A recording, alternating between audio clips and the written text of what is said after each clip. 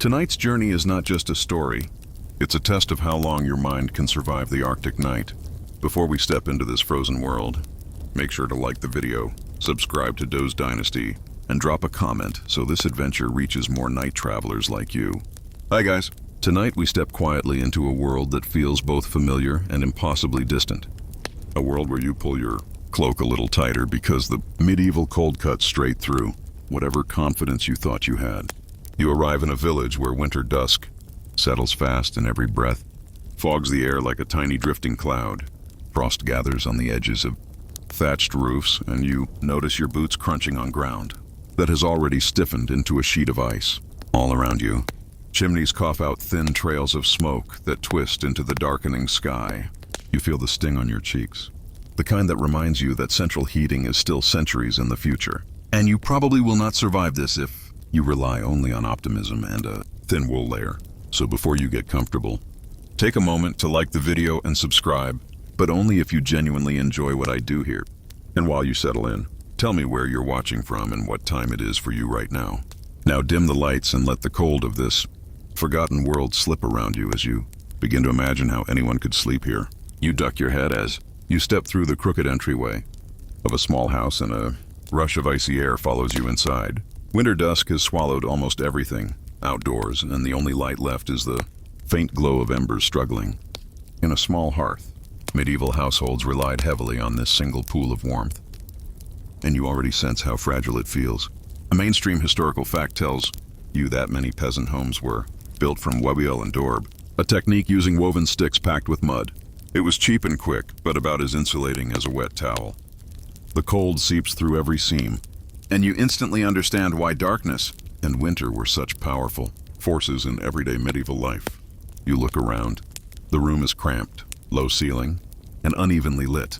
Shadows stretch over every wall like long-reaching fingers. It takes a moment for your eyes to adjust. Once they do, you notice how your breath forms its own mist inside the room, drifting upward like pale smoke. The air indoors is only slightly warmer than the freezing wind outside. You rub your hands together and listen to the soft crackle of the hearth. That gentle sound becomes a kind of companion, a reminder that the family living here fights the cold each night with a flame that often feels too small for the job. Your fingers graze the rough walls that hold back the winter with more hope than actual strength. The surface feels uneven and a bit damp since moisture creeps through mud walls during long winters. There is a quirky little tidbit whispered by one villager, who claims that some households stuffed gaps with whatever they had, including moss hair and even feathers plucked from unlucky chickens. It is not a glamorous way to fortify your home, but you take what you can get when the wind is determined to freeze your nose while you sleep. Your footsteps creak against wooden planks that have seen better days. A small family huddles near the hearth, sharing that shrinking warmth with the same instinctive closeness you might show under a blanket on a stormy night. They glance at you without much surprise because visitors are common in harsh seasons. People stick together partly for survival and partly because it feels kinder to suffer as a group than alone. The fire offers a steady orange glow washing the room with a sleepy warmth that never quite reaches your toes. You crouch near it, stretching your hands out. Sparks rise softly, spiraling upward until they vanish. You can almost imagine falling asleep right here, your body curled next to the coals like a tired house cat. But even as you imagine that comforting thought, you know there is no luxury here. The hearth burns low because firewood is scarce. A single log might need to last an entire evening. Historians still argue whether communities in colder regions had consistent enough fuel supplies to survive the hardest winters, or if many families simply endured nights that hovered just above freezing. You picture the arguments, some scholars insisting that wood gathering networks and communal forests were reliable enough, and others pointing out that countless medieval complaints describe shortages each winter. You feel the tension of those debates in this dim, little room where every ember counts. A thin smoke haze hangs near the ceiling. The chimney is little more than a hole in the roof, and sometimes the wind pushes smoke back inside. You blink through the haze and feel the faint sting in your eyes. The family coughs from time to time, not from sickness, but from air that is forever flavored with soot. It gives the home its familiar scent, a mix of burning wood, damp wool, straw, and something almost sweet from the stewing broth that has simmered for hours. You listen closely. Outside, the wind howls like a restless creature circling the house. It rattles loose shutters and sweeps icy dust across the village lanes. Inside, you hear murmured conversations, low and worn with fatigue. People talk quietly during winter evenings because every bit of energy is precious. You hear a gentle lull in voices when the fire pops, as if everyone is waiting to see whether it will hold steady or dim into darkness. Moments like that shape your sense of the night. You understand how fragile warmth feels in the Middle Ages and how every spark matters. You settle onto a small bench, feeling how cold the wood is beneath you. The chill creeps through your clothes with slow determination. You imagine sleeping here wrapped in thin layers, hoping the wind does not force its way through a new crack in the wall. You wonder how people train their bodies to accept such temperatures. You recognize that sleep here is not luxurious or peaceful, but practical, a nightly negotiation with discomfort. Your eyelids grow heavy as you watch the orange glow shift and flicker. Your mind drifts with the movement of the flames, and for a moment you sense how ordinary medieval nights depended on that hypnotic pulse of firelight. The family begins to settle into sleep, curling up near the hearth, pulling cloaks and blankets around themselves. You do not move. You simply breathe, letting the cold nip at your fingers, while your thoughts wander to the centuries of people who lived and slept exactly like this. You imagine every winter night they endured, every shiver, every cramped corner of warmth they claimed as their own. You let that memory settle over you like a thin blanket, and you sit there listening to the soft crackle of the fire, letting the cold of the Middle Ages become your own for a moment.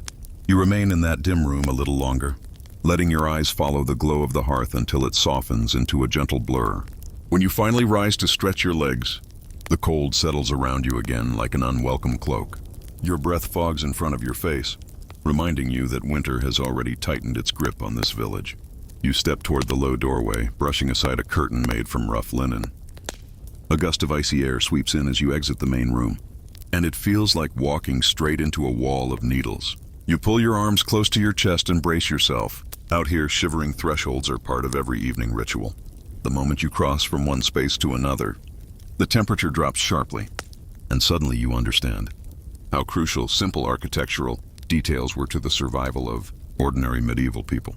You pause under the lintel. The door is little more than a plank of wood propped into a frame that is not quite square. Gaps line the edges, thin enough to overlook in summer, but wide enough in winter to funnel icy drafts across your ankles. A mainstream historical fact points out that medieval homes rarely had the tight masonry or fitted woodwork that later buildings enjoyed. Even prosperous farmhouses struggled to keep out the cold. Poorer homes like the one you stand in simply tolerated it. You can almost imagine villagers stuffing spare cloth into cracks or leaning heavy objects against doors to keep out even a little of the biting air. The threshold itself feels uneven beneath your boots. The packed earth has hardened into something like stone, and the edges near the doorframe glisten with a thin sheen of frost. You lower yourself carefully to run your fingertips along the surface. The cold almost burns. A quirky tidbit drifts through your thoughts.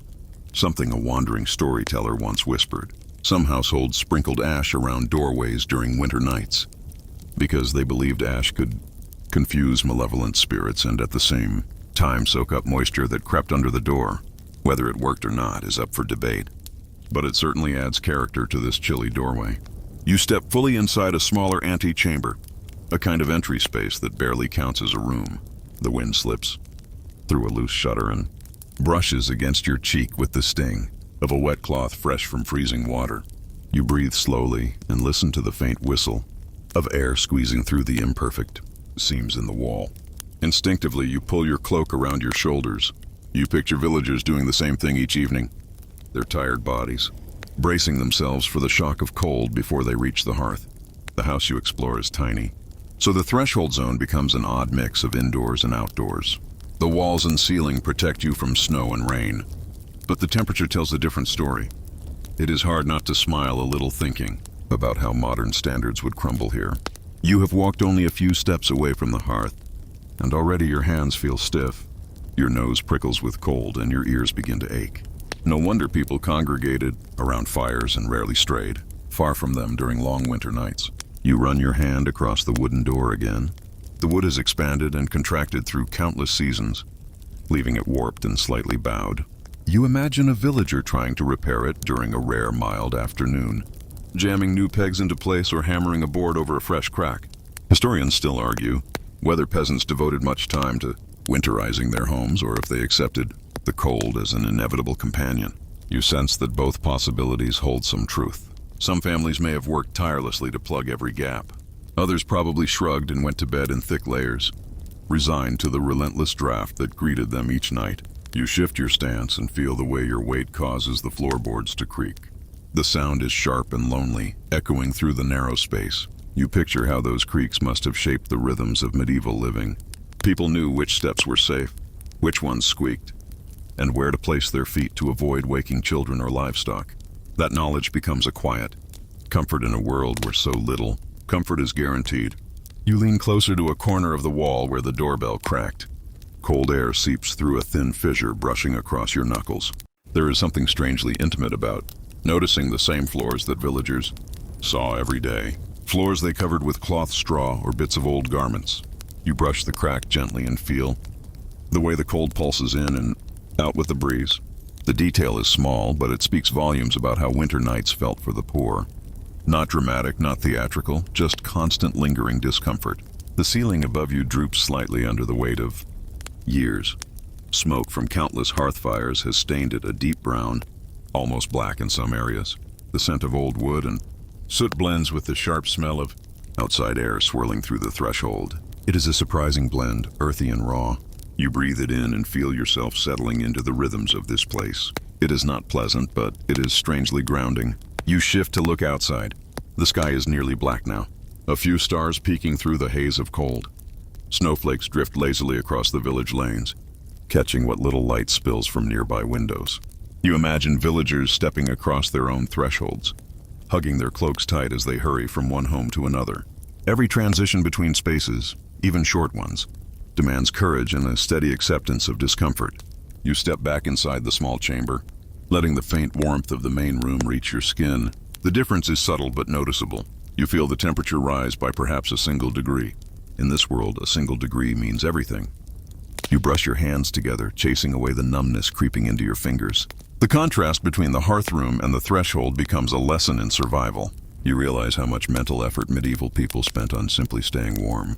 You linger one more moment in the chilly antechamber, thinking about the families who once crossed it every night, shrugging off the cold that followed them indoors. You picture their tired faces, their chapped lips. Their hands roar from work and winter wind. You sense how they brace themselves each time they open the door, understanding that warmth was fleeting and cold was relentless. Then you turn slowly toward the hearth room again, ready to move deeper into the sleeping world of this winter-bound village. You step back into the main room, letting the small rise in temperature brush across your face, while your eyes adjust once again to the gentle orange glow of the hearth. The air still carries that soft haze of smoke that clings to every beam and every woven basket hanging on the walls. You inhale slowly, feeling how the warmth rises in thin waves from the fire, almost like a living creature stretching after a long rest. As you settle closer, you notice something important about this space. Although the entire house is humble, the area around the hearth becomes the heart of winter life. This is where people talk, work, cook, and most importantly, sleep when the cold presses too hard. You lower yourself onto a low stool and let your knees drift toward the warmth.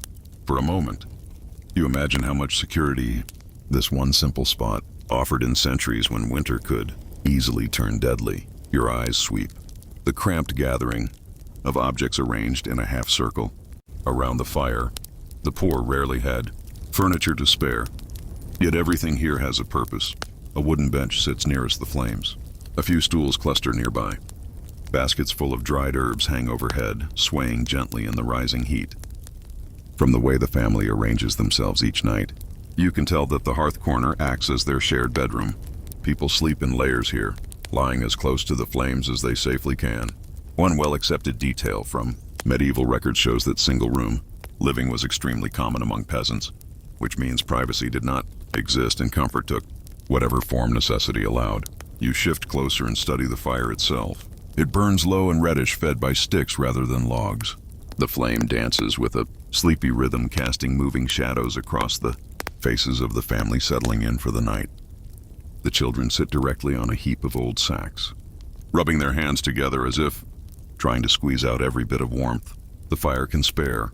The parents lean heavily against each other, their body language shaped by exhaustion and cold. You see how their posture changes the moment they face the hearth. Their shoulders drop, their bones loosen, and the tension they carry from working long winter days fades just a little. You notice something peculiar. The corner nearest the fire is slightly raised. It looks like packed earth shaped deliberately into a small platform. There is a curious little detail people sometimes overlook about poor medieval homes. Some families thicken the floor next to the hearth to create a warmer sleeping area because heat rose more strongly there. You run your palm across the surface and feel how the warmth gathers in that spot. It is not much, but it is enough to make a difference. People once positioned themselves here like cats stretching by a sunny window. The scents that drift around the hearth deepen the feeling of closeness. You smell dried rue leaves sprinkled earlier to counter insects. You smell wood smoke soaked into every blanket.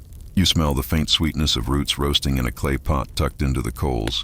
The room becomes a mix of survival and comfort, something that feels almost sacred in a long winter. Sleep here grows from routine and necessity rather than indulgence. You picture how many nights families like this curled up together, while winter winds rattled shutters and snow drifted against the walls. Your attention drifts upward. You watch smoke curl toward the roof hole and scatter into the icy air. The smoke stains along the rafters reveal years of fires, years of winters that forced people to gather in this exact spot. Some researchers wonder if the smoke helped warm the air slightly by creating a thicker layer near the ceiling, similar to a natural insulation blanket. The idea is not proven, but the smoke definitely adds character to the room. Also stings your eyes and irritates your throat, reminding you that medieval warmth always came with a cost. You sit down on a woven mat that someone pulled. Beside the fire, the mat is old and frayed, its reed stiff, but still functional. You imagine a villager weaving it by hand during a quiet winter morning. Fingers numb yet determined. The mat cacks softly under your weight. You lean in toward the warmth, watching embers pulse like tiny red stars at your feet. When you study the hearth more closely, you realize why it meant so much. It does not simply heat the home. It acts as a symbol of safety, a fragile refuge against the cold pressing from every direction. A kettle hangs above the fire, suspended by a soot-darkened hook. Steam rises gently from its spout, carrying the faint aroma of some herbal infusion. You watch droplets gather and fall with a soft hiss. A surprising footnote from old descriptions of peasant households notes that families often kept a pot warm through the night so they could drink something hot before dawn or mix quick broth for sick children. The warmth from that single pot mattered more than most modern people could imagine. Your gaze shifts to the shadows beyond the hearth circle. The edges of the room feel almost unreachable from where you sit. The cold dimness beyond the fire becomes a strange landscape of unclear shapes.